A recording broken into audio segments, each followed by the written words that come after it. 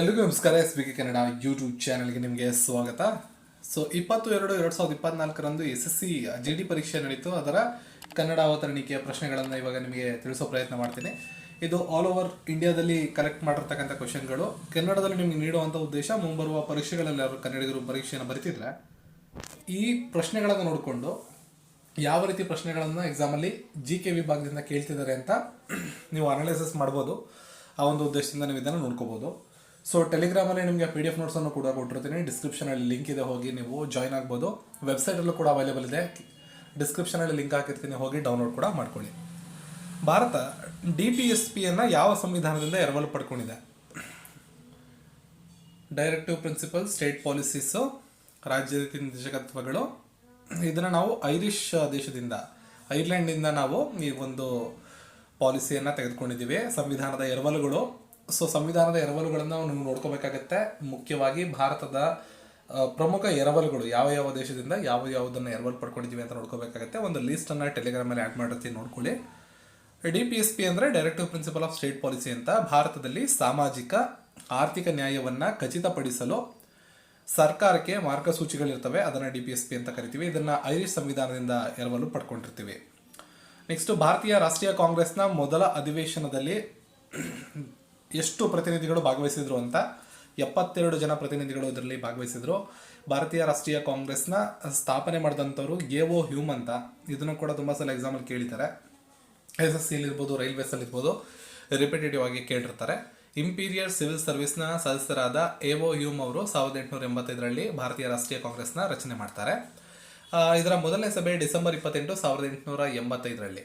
1885ರಲ್ಲಿ ಇದು ಸ್ಥಾಪನೆಯಾಗಿದ್ದು, ಡಿಸೆಂಬರ್ 28ರಂದು ಮೊದಲನೇ ಸಭೆ ನಡೆದಿತ್ತು.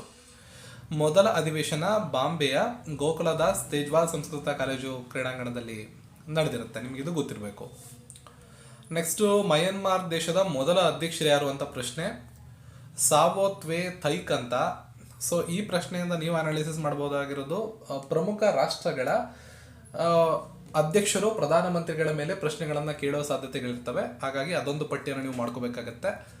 ಪ್ರಮುಖ ರಾಷ್ಟ್ರಗಳ ಅಧ್ಯಕ್ಷರುಗಳು, ರೀಸೆಂಟ್ ಆಗಿರೋ ಸುದ್ದಿಯಲ್ಲಿರ್ತಕ್ಕಂಥ ರಾಷ್ಟ್ರಗಳ ಪಟ್ಟಿಗಳನ್ನು ನೀವು ಮಾಡ್ಕೋಬೇಕಾಗತ್ತೆ. ಸಾವೋ ಶ್ವೈ ತೈಕ್ ಅನ್ನೋರು ಮೊಟ್ಟ ಮೊದಲ ಮಯನ್ಮಾರ್ನ ಅಧ್ಯಕ್ಷರಾಗಿದ್ದರು. ಜನವರಿ 4, 1948ರಂದು ಅವರು ಅಧಿಕಾರವನ್ನು ವಹಿಸ್ಕೊಂಡಿದ್ರು. ಸೊ ಮೊದಲನೇ ಅಧ್ಯಕ್ಷರನ್ನ ಕೇಳಿದ್ದಾರೆ. ಇನ್ ಕೇಸ್ ಪ್ರೆಸೆಂಟ್ ಅಧ್ಯಕ್ಷರನ್ನೇನಾದ್ರು ಕೇಳಿಬಿಟ್ರೆ ವಿಂಟು ಅಂತ, ಪ್ರಸ್ತುತ ಅಧ್ಯಕ್ಷರು 30 ಮಾರ್ಚ್ 2018ರಿಂದ ಅಧ್ಯಕ್ಷರಾಗಿದ್ದಾರೆ. ಹಂಪಿ ವಿಜಯನಗರದ ಪ್ರಾಚೀನ ರಾಜಧಾನಿ ಡ್ಯಾಶ್ನಲ್ಲಿದೆ. ಸೊ ನಮ್ಮ ಕರ್ನಾಟಕದಲ್ಲಿ ಕಂಡುಬರುತ್ತೆ. ಹಂಪಿ ವಿಜಯನಗರ ಸಾಮ್ರಾಜ್ಯದ ಪ್ರಾಚೀನ ರಾಜಧಾನಿ. ಹರಿಹರ ಮತ್ತು ಬುಕ್ಕ ಅನ್ನೋ ಸಹೋದರರು 1336ರಲ್ಲಿ ವಿಜಯನಗರ ಸಾಮ್ರಾಜ್ಯವನ್ನು ಸ್ಥಾಪನೆ ಮಾಡಿದ್ರು. ಸಾಮ್ರಾಜ್ಯವನ್ನು 14ನೇ ಶತಮಾನದಲ್ಲಿ ಸ್ಥಾಪನೆ ಮಾಡಲಾಯಿತು. ಈ ಎಲ್ಲ ಮಾಹಿತಿಗಳನ್ನು ನೋಡ್ಕೋಬೇಕಾಗತ್ತೆ. ಜೊತೆಗೆ ಹಂಪಿಯ ಅವಶೇಷಗಳನ್ನು 1986ರಲ್ಲಿ ಯುನೆಸ್ಕೋ ವಿಶ್ವ ಪರಂಪರೆಯ ತಾಣ ಪಟ್ಟಿಯಲ್ಲಿ ಗೊತ್ತು ಮಾಡಲಾಗಿದೆ. ಇದು ಕೂಡ ಇಂಪಾರ್ಟೆಂಟ್, ನೋಡ್ಕೋಬೇಕಾಗತ್ತೆ. ನೆಕ್ಸ್ಟು, ಶಾಂತಿನಿಕೇತನವನ್ನು ಸ್ಥಾಪನೆ ಮಾಡಿದವರು ಯಾರು ಅಂತ ಕೇಳಿದ್ದಾರೆ. ರವೀಂದ್ರನಾಥ್ ಟ್ಯಾಗೋರ್ ಅವರು. 22ನೇ ಡಿಸೆಂಬರ್ 1901ರಂದು ರವೀಂದ್ರನಾಥ್ ಟ್ಯಾಗೋರ್ ಅವರು ಶಾಂತಿನಿಕೇತನವನ್ನು ಸ್ಥಾಪನೆ ಮಾಡ್ತಾರೆ. ಇದ್ರ ಬಗ್ಗೆ ಕ್ವಶನ್ಸ್ಗಳನ್ನ ಬರುವಂಥ ಸಾಧ್ಯತೆಗಳಿರ್ತವೆ, ನೋಡ್ಕೊಳ್ಳಿ. ಕೆಳಗಿನ ಯಾವ ಪ್ರಸಿದ್ಧ ಶಹನಾಯಿ ವಾದಕರಿಗೆ ಭಾರತ ರತ್ನ ದೊರೆತಿದೆ? ಸೊ ಇಲ್ಲಿರೋ ಆಪ್ಷನ್ಗಳಲ್ಲಿ ಉಸ್ಮಾದ್ ಬಿಸ್ಮಿಲ್ಲಾ ಖಾನ್ ಅವರಿಗೆ ಭಾರತ ರತ್ನ ದೊರೆತಿರುತ್ತೆ. ಬಿಸ್ಮಿಲ್ಲಾ ಖಾನ್ ಅವರು 21 ಮಾರ್ಚ್ 1916ರಂದು ಬಿಹಾರದಲ್ಲಿ ಜನಿಸ್ತಾರೆ. 2001ನೇ ಇಸ್ವಿಯಲ್ಲಿ ಅವರ ಈ ಸಂಗೀತ ಕ್ಷೇತ್ರದ ಸಾಧನೆಗೆ ಪುರಸ್ಕಾರವನ್ನು ನೀಡಲಾಗುತ್ತೆ. 2006ರಲ್ಲಿ ತಮ್ಮ 9ನೇ ವಯೋಮಾನದಲ್ಲಿ ಅವರು ನಿಧನರಾಗ್ತಾರೆ. ಭಾರತ ರತ್ನ ಅನ್ನೋದು ಭಾರತ ದೇಶದ ಮೊದಲ ಅತ್ಯುನ್ನತ ನಾಗರಿಕ ಗೌರವ.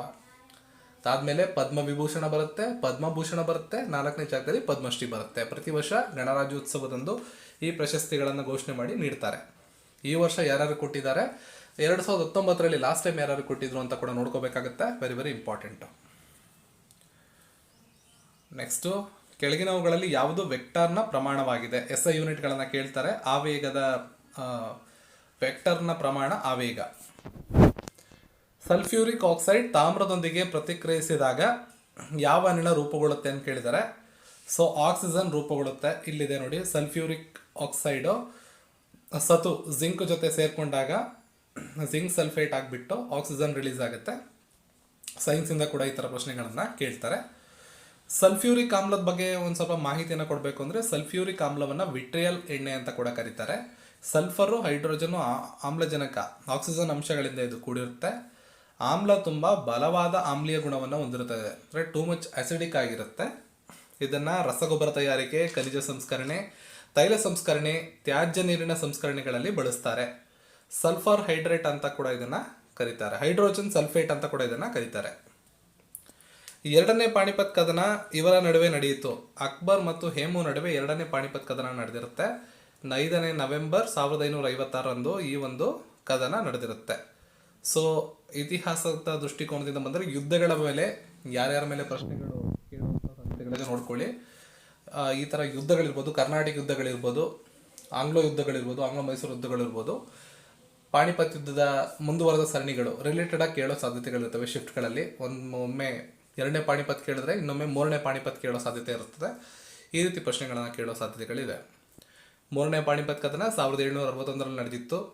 ಸೊ ಯಾರ್ಯಾರ ನಡುವೆ ನಡೆದಿತ್ತು ಅನ್ನೋದು ನಿಮ್ಗೆ ಗೊತ್ತಿರಬೇಕು, ಯಾವ ಸಂದರ್ಭದಲ್ಲಿ ನಡೆದಿತ್ತು ಅನ್ನೋದು ನಿಮ್ಗೆ ಗೊತ್ತಿರಬೇಕು. ವೆರಿ ವೆರಿ ಇಂಪಾರ್ಟೆಂಟ್ ಆದ ವಿಷಯಗಳಿವು. ಯಾವ ಆರ್ಟಿಕಲ್ ಅಡಿಯಲ್ಲಿ ರಿಟ್ಟನ್ನು ಹೊರಡಿಸುವ ಅಧಿಕಾರ ಹೈಕೋರ್ಟ್ಗಿದೆ?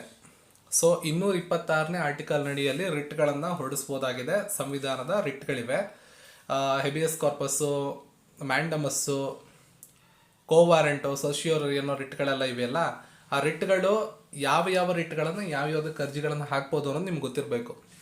ಫಾರ್ ಎಕ್ಸಾಂಪಲ್, ಹೇಬಿಯಸ್ ಕಾರ್ಪಸ್ಸು, ಅಕ್ರಮ ಬಂಧನಗಳು ಉಂಟಾದರೆ, ತಪ್ಪಾದ ಬಂಧನದ ಪ್ರಕರಣಗಳಲ್ಲಿ ನಿಮ್ಮನ್ನ ಅರೆಸ್ಟ್ ಮಾಡಿದ್ರೆ ಹೇಬಿಯಸ್ ಕಾರ್ಪಸ್ಸನ್ನು ಹಾಕಿ ಆ ಒಂದು ಇದರಿಂದ ನೀವು ಆಚೆ ಬರ್ಬೋದು, ಐಡೆಂಟಿಫೈ ಮಾಡ್ಬೋದಾಗಿರ್ತದೆ. ವೈಯಕ್ತಿಕ ಸ್ವಾತಂತ್ರ್ಯದ ರಿಟ್ ಆಗಿರುತ್ತಿದ್ದು. ಇದೇ ರೀತಿ ಮ್ಯಾಂಡಮಸ್ಸು, ಕೋವಾರೆಂಟು, ಸರ್ಶಿಯೋರರಿ, ಈ ರಿಟ್ಗಳೆಲ್ಲ ಏನೇನು ಅಂತ ನೀವು ನೋಡ್ಕೋಬೇಕಾಗತ್ತೆ. ಇದ್ರ ಮೇಲೆ ಎಕ್ಸಾಮಲ್ಲಿ ಪ್ರಶ್ನೆ ಕೇಳೋ ಸಾಧ್ಯತೆಗಳು ಹೆಚ್ಚಿರ್ತವೆ. ಸೊ ಇವೆಲ್ಲ ಯಾವುದ್ರಲ್ಲಿ ಬರ್ತವೆ? ಸಂವಿಧಾನದ 32ನೇ ಆರ್ಟಿಕಲ್ನ ಅಡಿಯಲ್ಲಿ ಬರ್ತವೆ. 6 ರಿಟ್ಗಳು ನೋಡ್ಕೊಳ್ಳಿ. ಆರ್ಟಿಕಲ್ 44 ಬಗ್ಗೆ ಕೇಳಿದರೆ ಇತ್ತೀಚೆಗೆ ಬಹಳ ಸುದ್ದಿಯಲ್ಲಿತ್ತು. ಏಕರೂಪ ನಾಗರಿಕ ಸಂಹಿತೆ, ಯೂನಿಫಾರ್ಮ್ ಸಿವಿಲ್ ಕೋಡ್ ಅಂತ ಕರಿತೀವಿ, UCC, ಇತ್ತೀಚೆಗೆ ಸುದ್ದಿಯಲ್ಲಿ ಇದಕ್ಕೆ ಕೇಳಿದ್ದಾರೆ. ಆರ್ಟಿಕಲ್ 44 ಅದಕ್ಕೆ ಸಂಬಂಧಪಡುತ್ತೆ. ಬಾಂಕ್ರಾ ನಗಲ್ ಅಣೆಕಟ್ಟುಗಳ ಮೇಲೆ ಒಂದು ಪ್ರಶ್ನೆ ಕಾಮನ್ ಆಗಿರ್ತದೆ. ಸಟ್ಲೆಜ್ ನದಿಗಳನ್ನ ಕೇಳ್ಬೋದು, ಅಥವಾ ಯೋಜನೆ ಪಡೆದಂಥ ರಾಜ್ಯಗಳ ಮೇಲೆ ಪ್ರಶ್ನೆಗಳನ್ನು ಕೇಳ್ಬೋದು.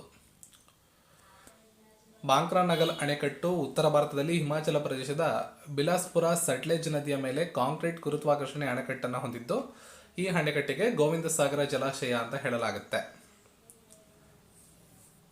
ಸೊ ಮುಂದೆ ನೋಡ್ಕೊಳ್ಳಿ. ಯಾರು ಆಟದ ಎಲ್ಲ 3 ಸ್ವರೂಪಗಳಲ್ಲಿ, ಅಂದರೆ ಟೆಸ್ಟ್ ಪಂದ್ಯ, ಏಕದಿನ, ಅಂತಾರಾಷ್ಟ್ರೀಯ ಪಂದ್ಯಗಳು, T20 ಪಂದ್ಯಗಳು ಸೇರಿ ಎಲ್ಲ ಪಂದ್ಯಗಳನ್ನು ಆಡಿದಂಥ ಅತ್ಯಂತ ಕಿರಿಯ ಭಾರತೀಯ ಕ್ರಿಕೆಟಿಗ? ಸೊ ಕ್ರೀಡಾ ವಿಭಾಗದಿಂದ ಈ ರೀತಿ ಟ್ರಿಕ್ಕಿ ಪ್ರಶ್ನೆಗಳನ್ನು ಕೇಳ್ತಾರೆ, ಇಂಪಾರ್ಟೆಂಟು ನೋಡ್ಕೋತಾ ಇರಬೇಕು. ಇಶಾಂತ್ ಶರ್ಮಾ ಅವರು 1 ಡೇ, ಟೆಸ್ಟ್ ಮತ್ತು T20ಗಳನ್ನು 3 ಫಾರ್ಮ್ಯಾಟ್ಗಳಲ್ಲಿ ಭಾರತವನ್ನು ಪ್ರತಿನಿಧಿಸಿರುವಂಥ ಅತ್ಯಂತ ಕಿರಿಯ ಆಟಗಾರ. ಸೊ ಇಲ್ಲಿ ಮಾಹಿತಿಗಳನ್ನು ಕೊಟ್ಟಿದ್ದಾರೆ. 2011ರಲ್ಲಿ ಶರ್ಮಾ ಅವರು ಟೆಸ್ಟಲ್ಲಿ, ODIಯಲ್ಲಿ ಮತ್ತು T20ಯಲ್ಲಿ ಏನೇನು ಸಾಧನೆಗಳನ್ನ ಮಾಡಿದ್ದಾರೆ ಅಂತ ಇಲ್ಲಿ ಮಾಹಿತಿಗಳನ್ನು ಹಂಚ್ಕೊಂಡಿದ್ದೀನಿ. ಜೊತೆಗೆ ಇಶಾಂತ್ ಶರ್ಮಾ ಅವರಿಗೆ 2020ರಲ್ಲಿ ಪ್ರತಿಷ್ಠಿತ ಅರ್ಜುನ ಪ್ರಶಸ್ತಿಯನ್ನು ಕೂಡ ಕೊಟ್ಟಿರೋದನ್ನು ನೀವು ಇಲ್ಲಿ ಗಮನಿಸ್ಬೋದು. ಅರ್ಜುನ ಪ್ರಶಸ್ತಿ ಅನ್ನೋದು ಕ್ರೀಡಾ ವಿಭಾಗದಲ್ಲಿ ನೀಡುವಂಥ ಭಾರತ ದೇಶದ 2ನೇ ಅತ್ಯುನ್ನತ ನಾಗರಿಕ ಗೌರವ, ಎರಡನೇ ಅತ್ಯುನ್ನತ ಕ್ರೀಡಾ ಗೌರವ. ಮೊದಲನೇದು ಯಾವುದು ಅಂದರೆ ಮೇಜರ್ ಧ್ಯಾನ್ ಚಂದ್ ರತ್ನ ಪುರಸ್ಕಾರ, ಕ್ರೀಡಾ ವಿಭಾಗದ ಅತ್ಯುನ್ನತ ಗೌರವವಾಗಿರ್ತದೆ. ಎರಡನೇದು ಅರ್ಜುನ ಪ್ರಶಸ್ತಿ. ಅರ್ಜುನ ಪ್ರಶಸ್ತಿಯ ಮೊತ್ತ 15 ಲಕ್ಷ. ಮೊದಲನೇ ಬಾರಿಗೆ 1961ರಲ್ಲಿ ಅರ್ಜುನ ಪ್ರಶಸ್ತಿಯನ್ನು ನೀಡಲಾಯಿತು. ಎಲಿಫೆಂಟಾದ ಗುಹೆಗಳು ಪ್ರಧಾನವಾಗಿ ಯಾವ ದೇವರುಗಳಿಗೆ ಅರ್ಪಿತವಾಗಿವೆ? ಸೊ ಲಾರ್ಡ್ ಶಿವ ಅವರಿಗೆ ಇದು ಅರ್ಪಿತವಾಗಿರುತ್ತೆ. ಅದ್ರ ಬಗ್ಗೆ ಸಂಪೂರ್ಣ ಮಾಹಿತಿನ ಹೇಳ್ಕೊಟ್ಟಿದ್ದೀನಿ, PDF ಡೌನ್ಲೋಡ್ ಮಾಡಿಕೊಂಡು ನೋಡ್ಕೊಳ್ಳಿ. ಮೊದಲನೇ ತೈರನ್ ಯುದ್ಧದ ಬಗ್ಗೆ ಕೇಳಿದರೆ 1191ರಲ್ಲಿ ಮೊದಲನೇ ತೈರನ್ ಯುದ್ಧ ನಡೆದಿರ್ತದೆ. ಪೃಥ್ವಿರಾಜ್ ಚೌಹಾನ್ ಮತ್ತು ಗಜ್ನಿಯ ಮೊಹಮ್ಮದ್ ಸುಲ್ತಾನ್ ಗೋರ್ ನಡುವೆ ಈ ಒಂದು ಯುದ್ಧ ನಡೆದಿರುತ್ತೆ. ನೆಕ್ಸ್ಟು ಮನ್ನರೇಗಾ ಯೋಜನೆ ಬಗ್ಗೆ ಕೇಳಿದರೆ ಇದನ್ನು ಜಾರಿಗೊಳಿಸಿದಂಥ ಇಸ್ವಿಯನ್ನು ಕೇಳಿದ್ದಾರೆ. 2005ರ 23ನೇ ಆಗಸ್ಟ್ರಂದು ಯೋಜನೆಯನ್ನು ಜಾರಿಗೆ ಮಾಡಲಾಯಿತು. ಮಹಾತ್ಮ ಗಾಂಧೀಜಿ ರಾಷ್ಟ್ರೀಯ ಉದ್ಯೋಗ ಖಾತ್ರಿ ಕಾಯ್ದೆ ಅಂತ ಹೇಳ್ತೀವಿ ಮನ್ನರೇಗಾ ಅಂದರೆ. ನೋಡಿ, ಈ ಮಾಹಿತಿ ಇಂಪಾರ್ಟೆಂಟು. 2ನೇ ಅಕ್ಟೋಬರ್ 2009ನೇ ಡೇಟಲ್ಲಿ ರಾಷ್ಟ್ರೀಯ ಗ್ರಾಮೀಣ ಉದ್ಯೋಗ ಖಾತ್ರಿ ಕಾಯ್ದೆ 2005 ತಿದ್ದುಪಡಿ ಮಾಡಲಾಯಿತು. ಕಾಯ್ದೆಗೆ ನರೇಗಾ ಅಂತಿತ್ತು ಮೊದಲು ಆ ಒಂದು ಹೆಸರು, ಅದನ್ನು ಮನ್ನರೇಗಾ ಅಂತ ಮಾಡಲಾಯಿತು. ಮಹಾತ್ಮ ಗಾಂಧೀಜಿ ಅಂತ ಅದಕ್ಕೆ ಸೇರಿಸಲಾಯಿತು. ಇದರ ಉದ್ದೇಶ, ಪ್ರಾಥಮಿಕ ಉದ್ದೇಶ ಗ್ರಾಮೀಣ ಕುಟುಂಬಗಳಿಗೆ ವರ್ಷಕ್ಕೆ 100 ದಿನಗಳ ಕೂಲಿ ಉದ್ಯೋಗವನ್ನು ಖಾತ್ರಿಪಡಿಸೋದಾಗಿರುತ್ತೆ. 1 ಜನವರಿ 2023ರಂದು ರೈಲ್ವೆ ಮಂಡಳಿಯ ಅಧ್ಯಕ್ಷ ಮತ್ತು ಕಾರ್ಯನಿರ್ವಾಹಕ ಅಧಿಕಾರಿಯಾಗಿ ನೇಮಕಗೊಂಡಂಥವ್ರು ಯಾರು? ರೈಲ್ವೆ ಇಲಾಖೆಗೆ ರಿಲೇಟೆಡ್ ಆಗಿ ಒಂದು ಕ್ವಶನ್ ಸಾಮಾನ್ಯವಾಗಿ SSC ಮತ್ತು ರೈಲ್ವೆಗಳಲ್ಲಿ ಇರುತ್ತೆ. ಅನಿಲ್ ಕುಮಾರ್ ಲಹೋಟಿ. ಸಶಸ್ತ್ರ ಪಡೆಯ ಯುವಕರ ನೇಮಕಾತಿಗೆ ಕೇಂದ್ರ ಸರ್ಕಾರ ತಂದಿರತಕ್ಕಂಥ ಯೋಜನೆ ಅಗ್ನಿಪಥ್ ಅಂತ. ಇದು ಅತ್ಯಂತ ಹೆಚ್ಚು 2 ವರ್ಷಗಳಲ್ಲಿ ಬಹಳ ಸುದ್ದಿಯಲ್ಲಿತ್ತು, ನೋಡ್ಕೊಂಡಿರಿ. ನೆಕ್ಸ್ಟು ಪ್ರಧಾನಮಂತ್ರಿಗಳ ಒಂದು ಯೋಜನೆ ಬಗ್ಗೆ ಒಂದು ಕ್ವಶನ್ ಇರುತ್ತೆ. ಪ್ರಧಾನಮಂತ್ರಿ ಜನ್ಧನ್ ಯೋಜನೆ ಪ್ರಾರಂಭವಾಗಿದ್ದು 2014ರಲ್ಲಿ ಆಗಸ್ಟ್ 28ರಂದು ನರೇಂದ್ರ ಮೋದಿ ಅವರು ಇದನ್ನು ಪ್ರಾರಂಭ ಮಾಡ್ತಾರೆ. ನೆಕ್ಸ್ಟು ಕೆಳಗಿನವರಲ್ಲಿ 10ನೇ ಸಿಖ್ ಗುರು ಗೋವಿಂದ್ ಸಿಂಗ್ ಅವರು 10ನೇ ಸಿಖ್ ಗುರು ಆಗಿರ್ತಾರೆ.